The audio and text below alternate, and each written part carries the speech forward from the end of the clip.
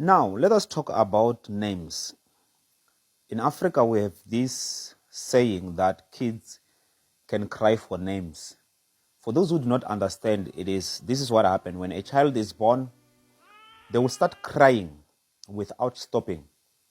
And what will happen is they will go to a sangoma to consult. And the sangoma will tell them that, okay, the child is crying for a name of a forefather. And what they are going to do, basically, they are going to name that child the name of the forefather, and the child will stop crying. So I want to deal with that. Number one, a child who is at least 6 months, 2 years, 3 years, they don't know anything about a name.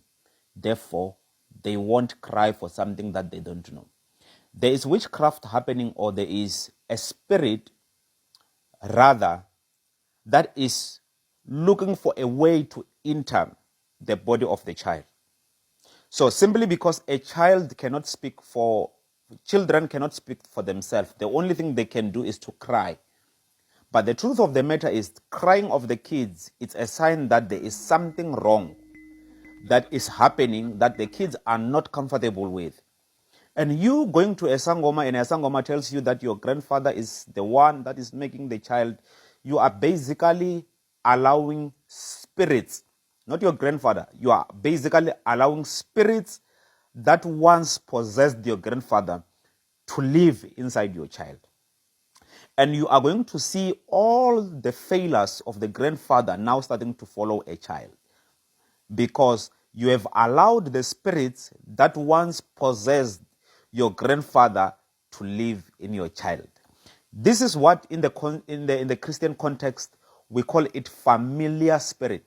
Familiar spirits are spirits that are familiar with your blood or your family, or how you live, how many are you, what is your name. Actually, this spirit is a foreign spirit that is familiar with what is happening in your family. This spirit can know what your mom loved, because this spirit has been possessing people in the name of crying for a name in your family. They have been accommodating it.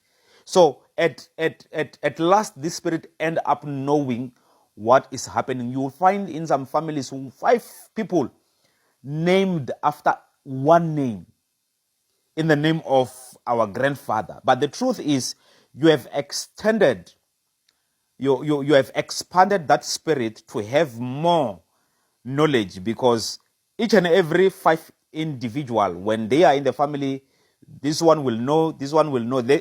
Everything that they will know, all of them, that spirit will know.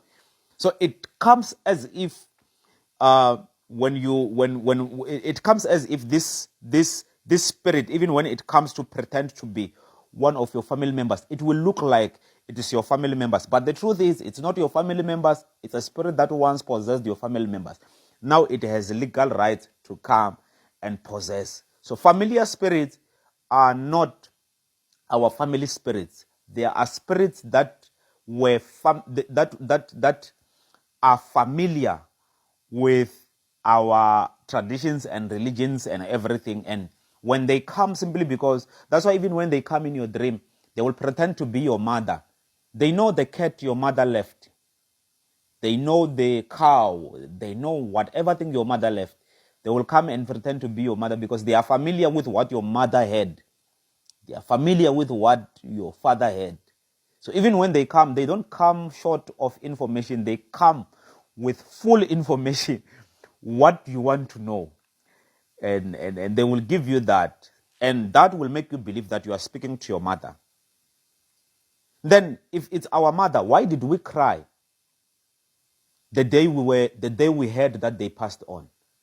Instead of us celebrating that at least the gods are increasing in number, our prayers will be answered so quick. We cry simply because we know that they are gone, they are gone.